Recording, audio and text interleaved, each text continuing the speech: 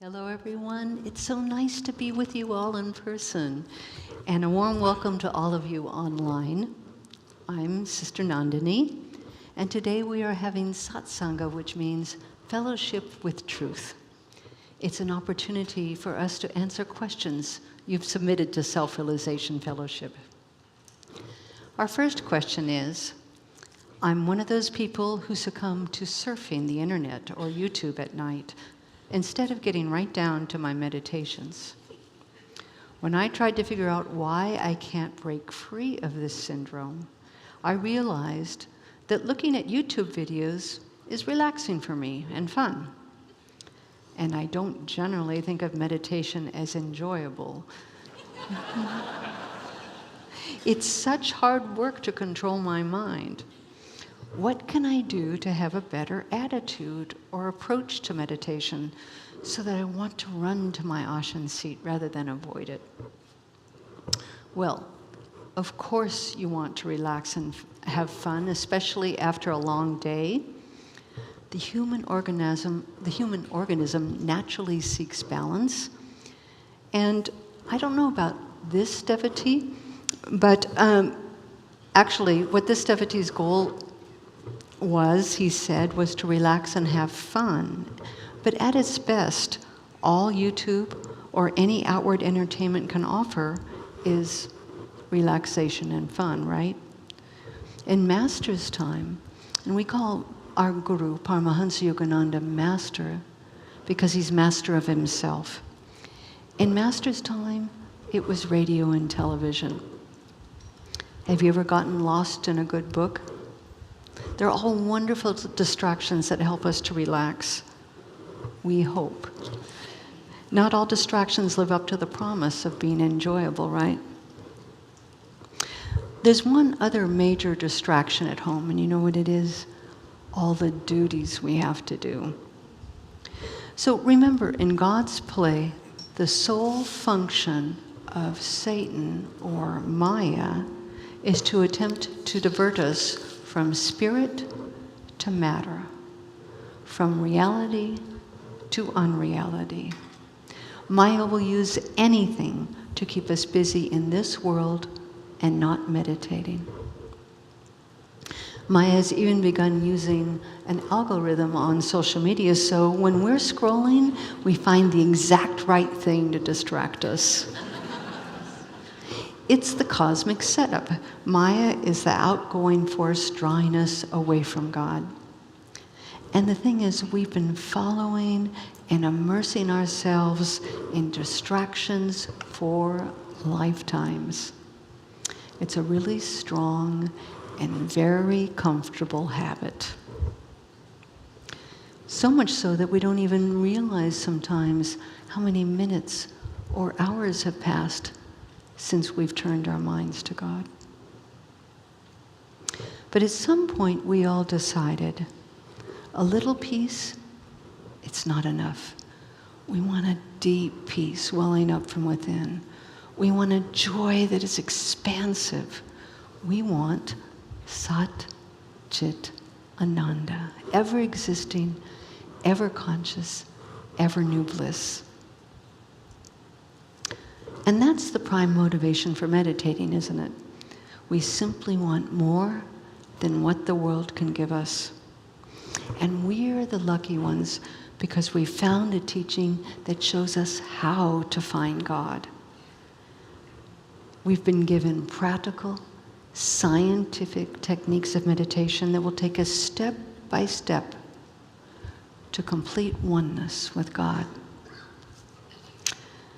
But this devotee says, I don't generally think of meditation as enjoyable, as it's such hard work to control my mind. Well, we've been spending lifetimes allowing the mind to go where it wants. And now we want to grow spiritually. But lifetimes of habits don't just dissolve on their own. It can be hard to make the body sit still for long periods. It can be difficult to keep the mind focused on one thought. It's all about habit. And for lifetimes, our habits have been making grooves in our brain. But Master says, anything we've done, we can undo. He said, every time you meditate deeply on God, beneficial changes take place in the patterns of your brain. He said, mentally affirm and pray to God. I command my brain cells to change, to destroy the grooves of bad habits that have made a puppet out of me. Lord, burn them up in thy divine light. And when you practice the techniques of self-realization, especially Kriya Yoga, Master said, you will actually see that light of God baptizing you. But Master says we must concentrate, we must deeply commune with God. And night is the best time for this. Guruji said how wonderful it is to try to commune with God then, when the world around you is quiet. I've received my greatest experiences with God at night, before I go to sleep. He said, I never even think of sleep if I don't want to. I want to be with the Lord at night. And He takes care of me. That's an affirmation and inspiration for meditating in the evening. It does take effort, and you can start with a shorter meditation, but just remember, the more we meditate, the more we want to meditate. Master said, one who's accustomed to meditating and contacting God will like to meditate and will want to meditate more and more in order to commune with God more frequently. I want to talk more about our need for relaxation and having fun. Because life can't be all work. And I don't know about this devotee in particular, but in general in today's world, so many people are stressed, pushing and pushing to the point of being sleep deprived. And then what happens? When we get home, the tank, it's almost empty. If we're exhausted physically, or mentally, or emotionally, or all three, it's very difficult to meditate deeply. So I want to remind us all of some things to help us throughout the day to keep an inner balance. So when we come home, we're more centered. And actually, we're yearning for communion with God. And the first is recharge regularly to utilize the cosmic energy all around us. The energization exercises bring divine energy into the whole body, harmonizing the body's life forces. And most important for meditation, the energization exercises recharge the heart and brain. They are our instruments of intuitive perception and feeling. Master explains, when we charge our heart and brain with divine energy, we are better able to broadcast our prayers and also be in tune with God's vibration. Just by doing the energization exercises, our prayers are deeper. We're more receptive to God's presence throughout the day. Even if you do just the initial exercise with the double inhalation and also the Dwani Bart body recharging, whenever you can during the day, especially outside, what a difference. Also, of course, balanced diet with healthful food, regular exercise, outdoors if possible. You don't have to never watch YouTube, but think of nourishing your spirit when you take a little time for a simple, quiet pleasure. To enjoy nature, a park, a little garden, sitting outside at night. When I go outside at night, there are crickets, and there are two great horned owls that are hooting at each other. I also enjoy the moon and the city lights. Sri Dayamata tells a sweet story of her first night at Mother Center. She was meeting with Master when he asked her, "Would you like to see the lights of the city?" Dharma said, "We went upstairs to the 4th floor and out to the upper porch. As we walked around, he pointed to the different areas of the city. That's downtown Los Angeles out there. Over there is Hollywood. That's Glendale. And that's Pasadena." Master said, "We are right here in the center of the city, and yet we are in our own paradise here on Mount Washington." Dharma said, "I've never forgotten those moments with Master and that first view of the city at night. I was enthralled, for it was unlike anything I had ever seen before. It was a veritable sea of lights surrounding us." She said, "I remember too the hooting of the owls and the songs of other night birds living on this hill. I'm probably listening to their descendants." Dharma continues, "I'm grateful that through Master's training, I've not lost the ability to love and be grateful for the simple things of life." What about at work? You know, when I get too wrapped up in work, we have a lot to do because there's so many devotees coming, and we want to serve each and every one of you to the very best of our ability. But if I get too wrapped up in my inbox, I stop and say, I need to nourish my soul. Practicing the presence is a profound way to center ourselves, especially when life is crazy busy. Affirmations, talking to God from the language of your heart. But also, take a few minutes now and then. Close the eyes. Focus at the Christ center. Invoke God and Guru's presence. Practice a little Hong Sa. And then end with a brief prayer or affirmation. It changes the whole day.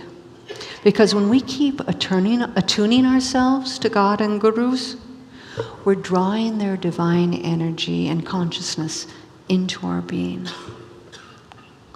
There's a beautiful chant, "When thy song flows through me, life is sweet, death a dream. Joy is sweet, sorrow a dream. Praise is sweet, blame a dream. Health is sweet, sickness a dream." And we could add, peace is sweet, and stress a dream.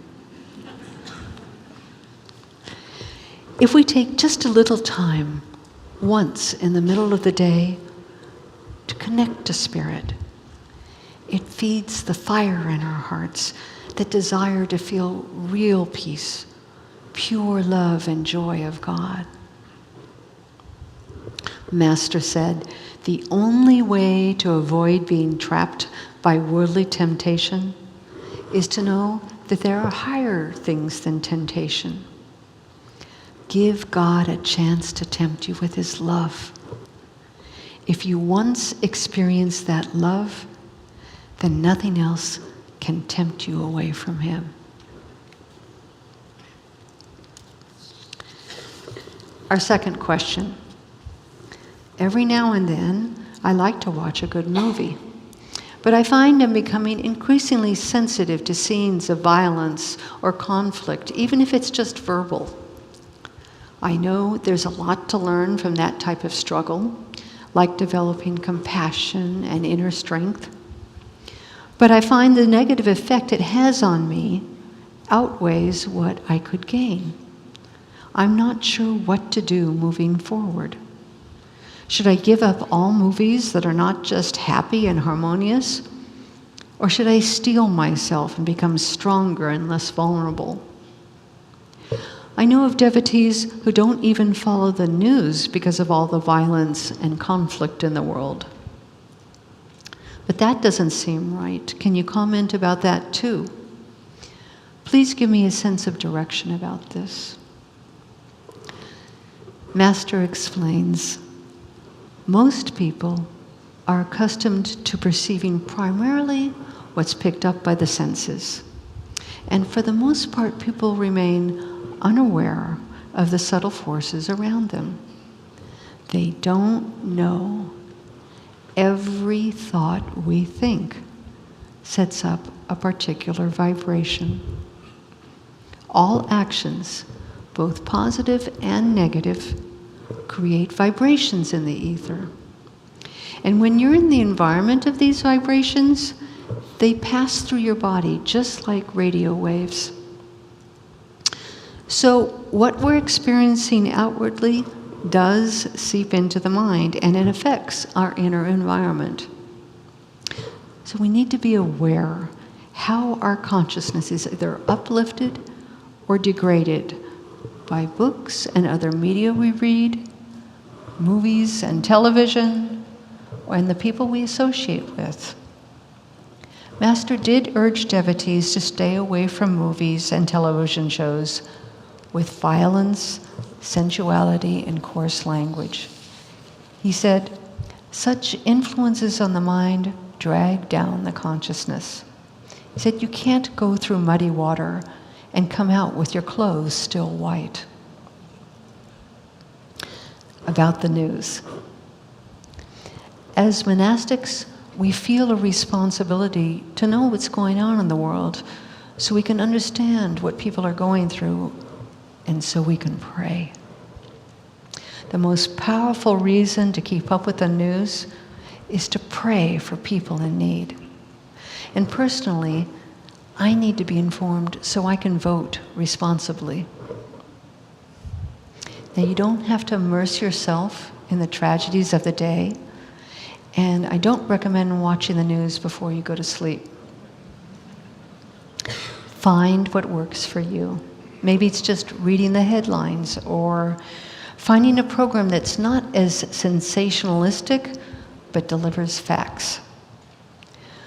We need to find a balance between being informed but not overwhelmed. In addition, it helps to keep nourishing a positive outlook. When I hear about tragedies, of course, I pray for those souls. I also think about and pray for the good people reaching out to help. And I think about you all, our community of devotees spanning the globe, helping to uplift the world through spiritual effort and the worldwide prayer circle. Prayer is the most powerful force in the world. Thank you, each one of you, for being the light this world needs.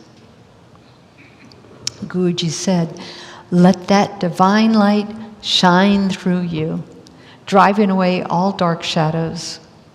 And let that light shine through you to others, keeping them well and happy. Keep yourself pure in mind, body, and soul. And the rays of his all-healing light shall always be there to keep you well and will also touch whoever comes into your presence. Be an aurora of healing light.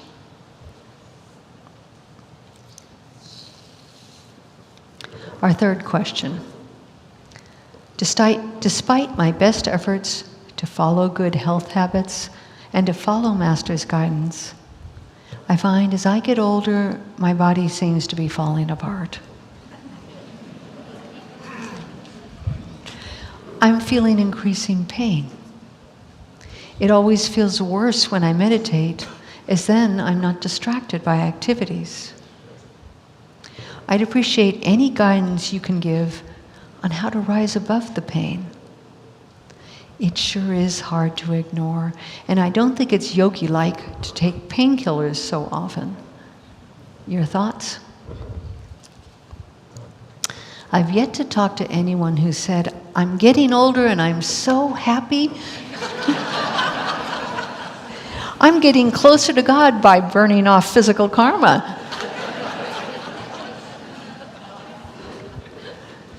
keep in mind every situation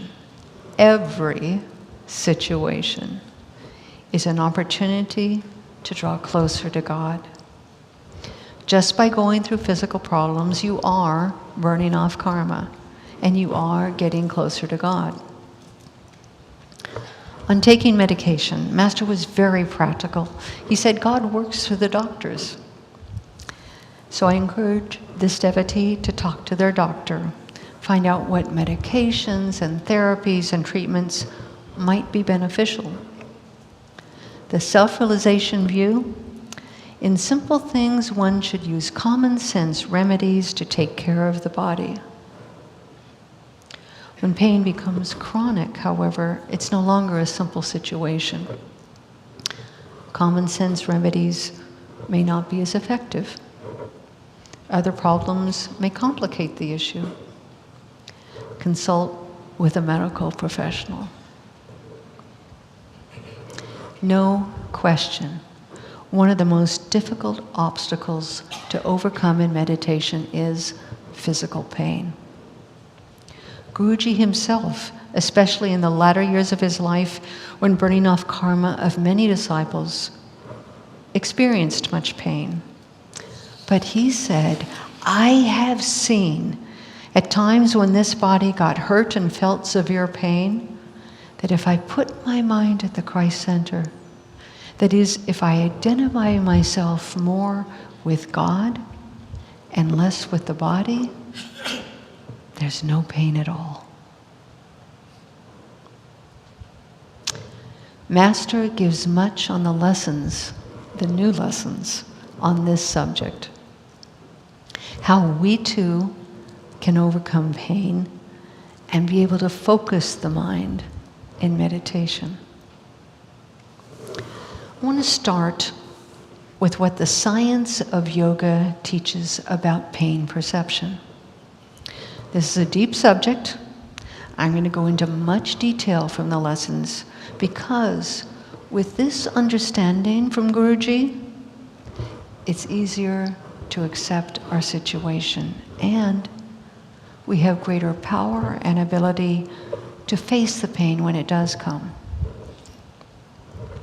Guruji explains in New Lesson 60, stimuli of cold, heat, hardness, softness, etc., touch the nerve endings and then are transmitted through nerve wires as sensations.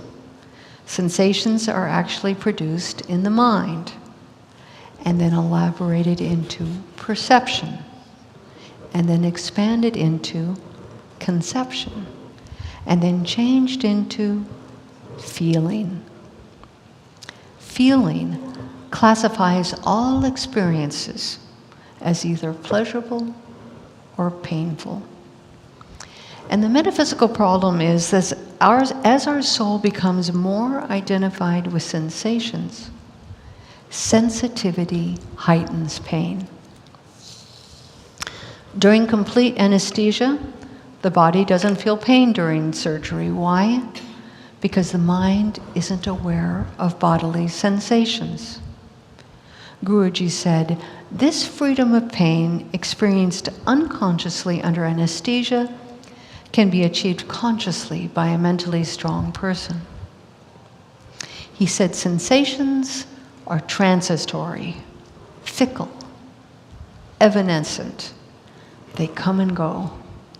And we need to learn to bear them with patience and mental evenness, titiksha. In India, Guruji said, I have seen men who, after great mental preparation by fasting, concentration, and deep prayer, can walk on blazing red-hot fire without harm. Guruji's father, when he was 80, underwent surgery for a hernia. He refused general anesthesia. Because of the many years of Kriya practice, he was able to interiorize his consciousness and disconnect it from the body. I know someone who undergoes dental work and doesn't need Novocaine. Now, I'm not saying you need to refuse Novocaine when you go to the dentist. We have to accept where we are, but at the same time, strive to realize what our capabilities are. What does neuroscience say? Today, neuroscience confirms what Master said. Physically, pain begins with stimulation of specialized nerve endings. When signals from nerves reach the brain and are interpreted as pain, they trigger a cascade of emotions and thoughts. Usually, depression and fear, which stress the body and mind. That stress biochemically aggravates the pain. So the strong feelings stress the body and mind, and that stress biochemically aggravates pain, and that stimulates the release of various pain-suppressing substances. Good, right? But prolonged emotional upset depletes these pain-suppressing substances. And the result often, discouragement, negativity. And that, again, creates stress, which aggravates the cycle of pain.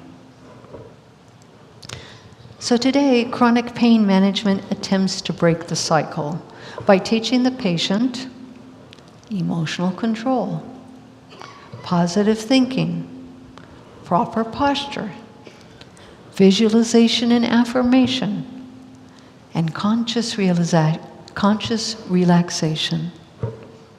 Sounds like a lot what's in the lessons, isn't it? A medical doctor who specialized in chronic pain management said, "If we learn to use the brain properly, we can govern our sensory input and respond in a positive way to suffering.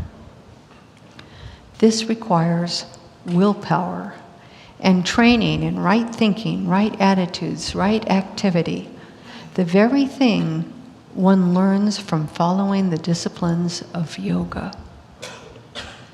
Some residual pain, restored to its natural meaning of a warning signal, may still be perceived. But," he said, "as the emotions are calmed, as one becomes more even-minded, biochemical processes reduce pain perception."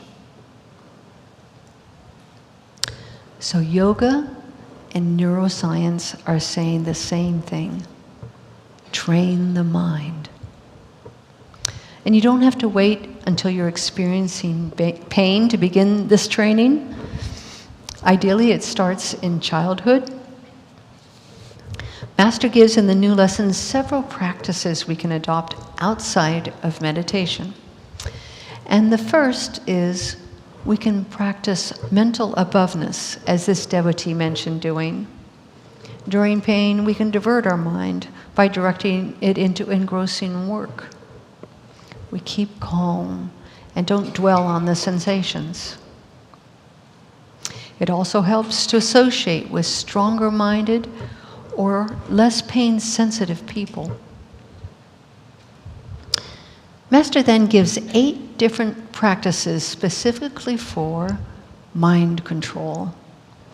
Guruji explained that mastering these practices gives us the power to dim the lights of the senses whenever we want.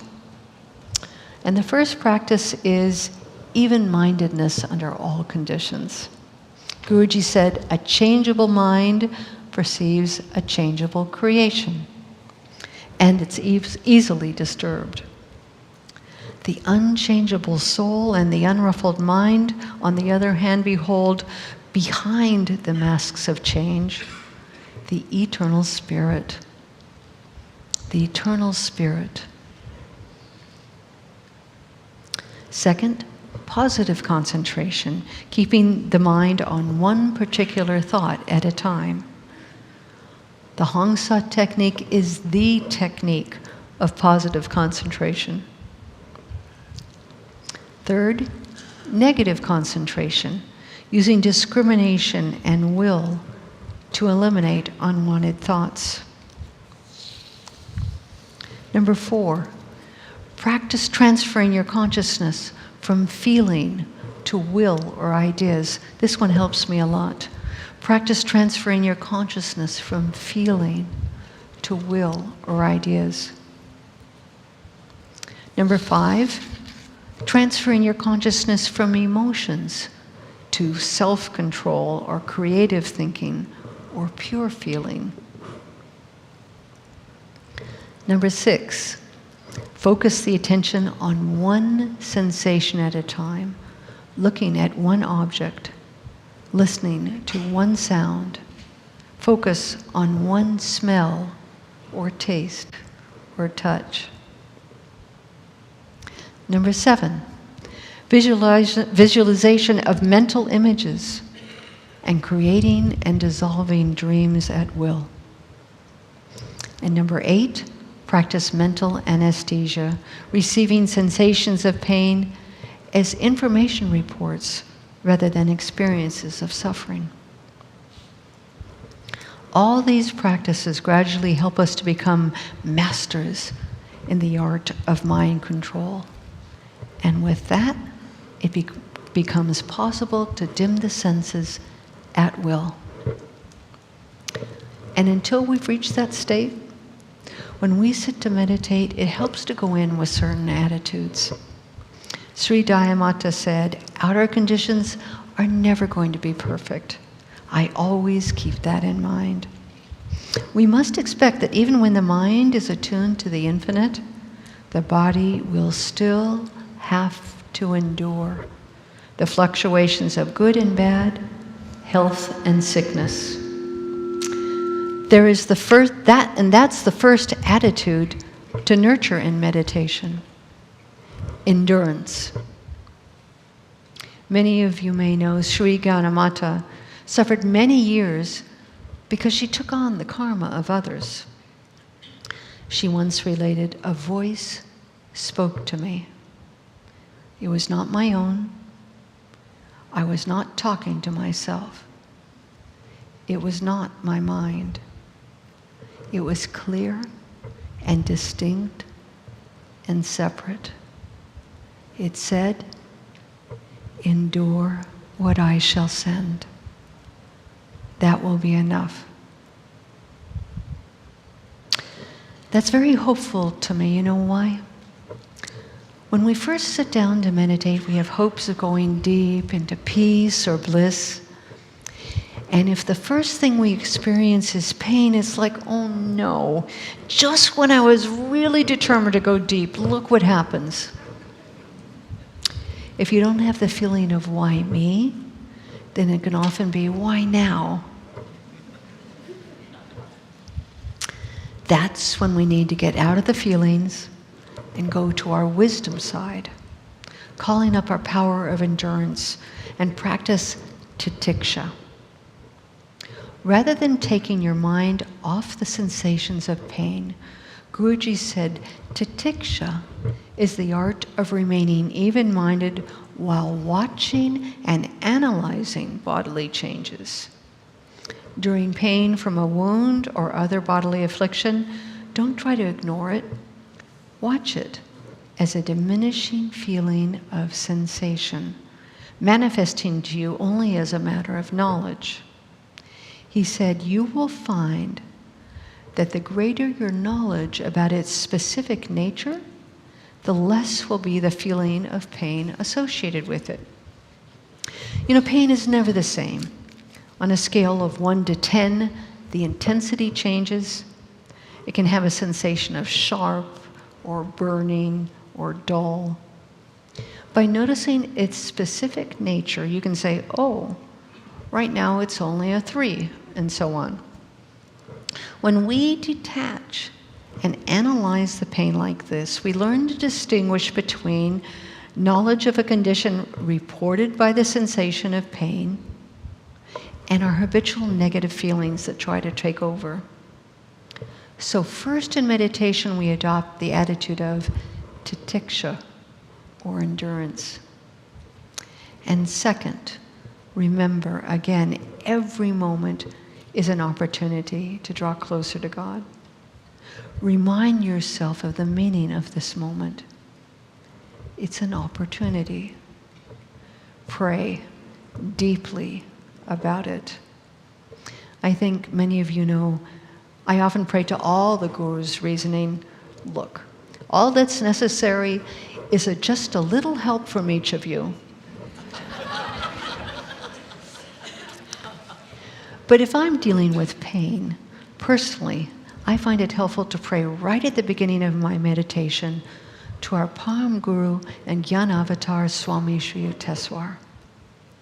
When you invoke the presence of Swami Sri Yukteswarji, he can help you to rise above mundane feelings into that vast, expansive wisdom consciousness of God the Father. My prayer? It's pretty simple. I know this is happening for a reason. Help me understand what I need to do here. Teach me. Show me. Open yourself up to this moment in meditation as an opportunity to experience something spiritual.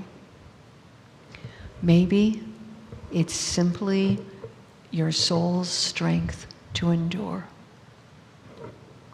Maybe it's the power to rise above pain. Maybe it's the power to detach from pain and feel the expansiveness of God's light and power.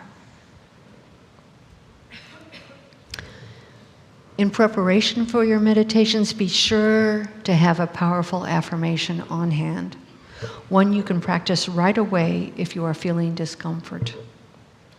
Sri Gyanamata said, the best time to use healing affirmations is just before meditation. If you earnestly and deeply repeat them, you will find that you've become concentrated and have passed from affirming into meditation. One meditation is, I am not the body. I am invisible. I am joy. I am light. I am wisdom. I am love. I dwell in the dream body through which I'm dreaming this earth life, but I am eternal spirit. Then after the affirmation, practice the techniques as best you can, followed by a period of communion and prayer.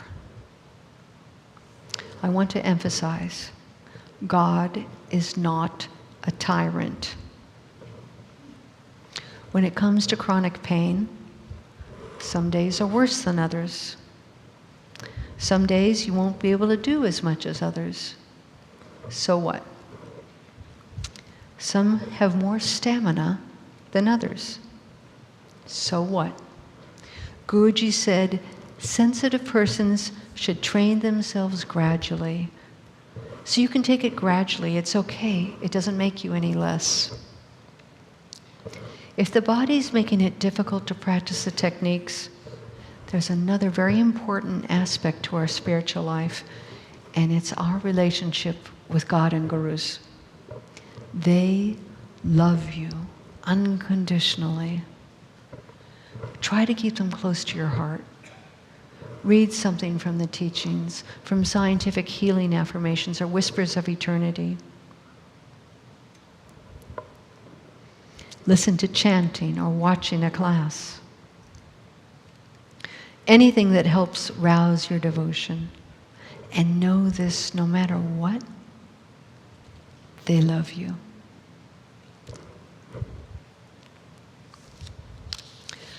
You're burning off karma with physical tests, and that in and of itself is drawing you closer to God. It's only a matter of time until we realize our oneness in Him. Guruji said, do not lose faith. God is not a mute, unfeeling being. He is love itself. always undoubtingly believe that God's power is working in you just behind your thoughts, prayers, and convictions to give infinite strength. Acknowledge His working within you in everything, and you will have Him always with you. Our last question. As I get older, I find I'm having difficulty coping with all the changes in my life and all around me. Everything seems to be moving too fast. Sometimes I just want things to slow down and not change all the time. I don't know if you can relate to what I'm saying, but other devotees I've spoken with feel the same. How can I be more open to changes and not feel overwhelmed? Life is moving faster and faster. Changes are everywhere we turn. Maybe there are monumental changes that have pulled the rug out from under us. And it's a common experience to many as we get older. The body and mind are no longer performing like they used to. It's a real challenge, and it gets harder the older we get. We laugh about getting old, but getting old is not for sissies. All our plans and strategies, the tried and true ways we've always done things, even how we see the world, it may all have to be rethought, if not thrown out altogether. Maybe you feel sad or frustrated or angry, or maybe you feel nervous or overwhelmed, as this devotee does. No wonder people decide to become hermits. A nice little quiet cabin in nature sounds nice, doesn't it? Of course, we all know the truth.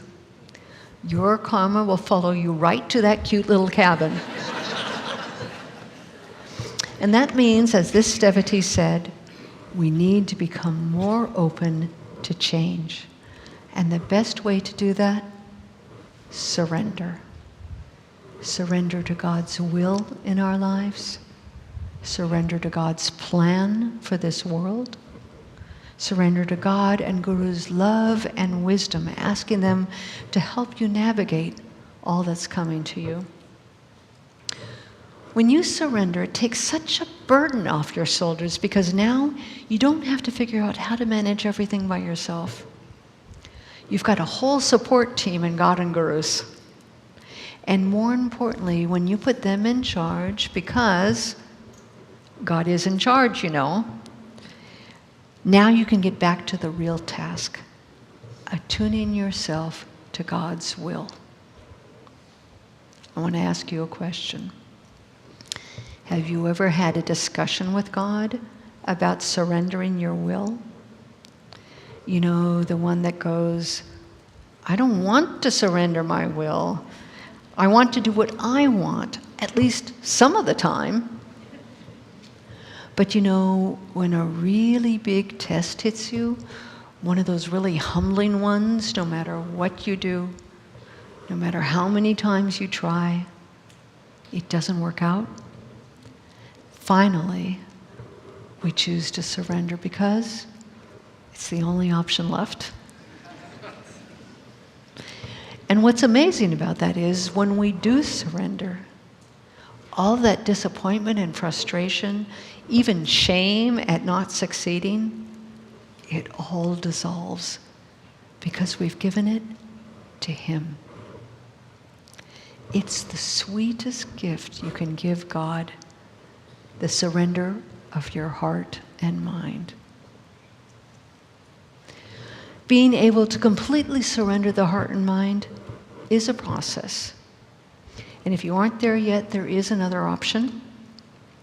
Whenever you feel overwhelmed by circumstances, try to shift focus and turn the mind to visualizing and meditating on that which is changeless.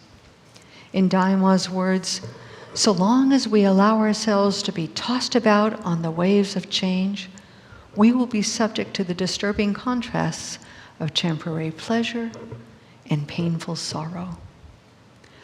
But when we take our consciousness beneath the waves of change, diving deep into the ocean of God consciousness, then those external fluctuations no longer affect us. That is why Lord Krishna said, "Be anchored, O Arjuna, in that which is changeless." When we make the effort to reach that state, then true realization begins to come. Dayama said that was one of the first truths I was taught by Guruji after I entered the ashram. Become anchored in God, the only changeless principle in this world of change. How to do this? By meditation. And by keeping our minds always fixed at the Christ center. Here and in the heart is where we commune with the divine. I'd like to close with an affirmation. Please assume the meditation posture and close your eyes. Guruji said to unceasingly repeat to yourself this truth. Please repeat after me. I am the changeless. I am the infinite. I'm not a little mortal being with bones to break. A body that will perish. I am the deathless, changeless, infinite. I am the changeless. I am the infinite. I am not a little mortal being with bones to break. A body that will perish.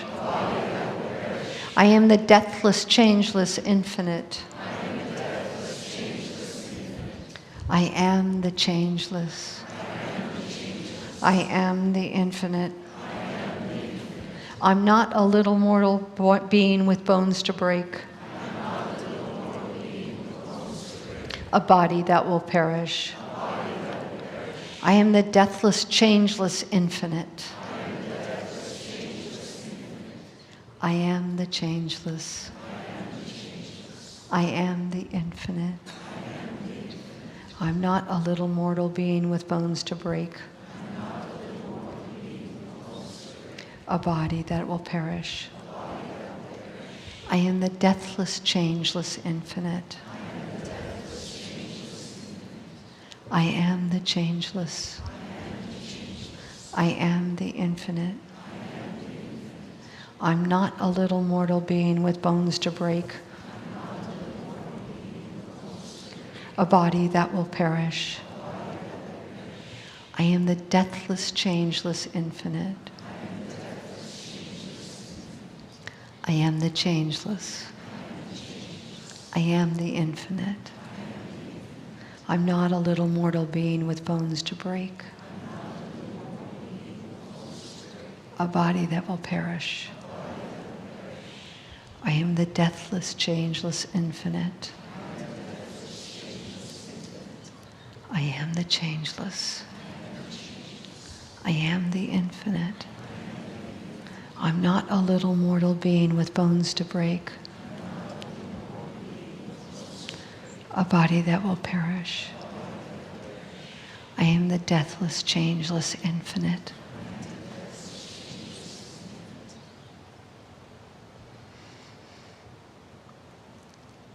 Keep repeating mentally.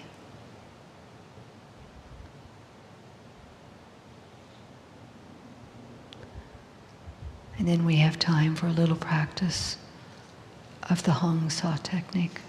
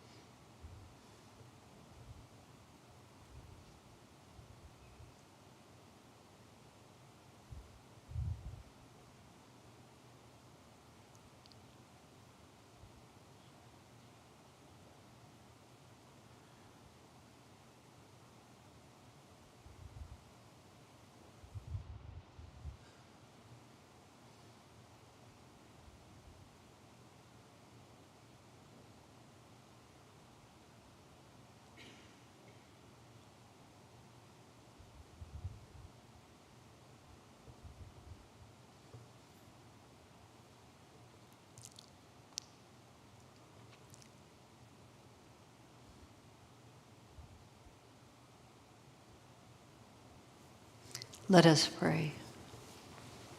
Heavenly Father, Mother, friend, beloved God, Jesus Christ, Bhagavan Krishna, Mahavatar Babaji, Lahiri Mahashaya, Swami Shri Yukteswar, our Guru, Paramahansa Yogananda, saints of all religions, we bow to you all. Divine Mother, receive me on thy lap. With my little arms, I want to clasp thine omnipresence. Om. Peace. Amen.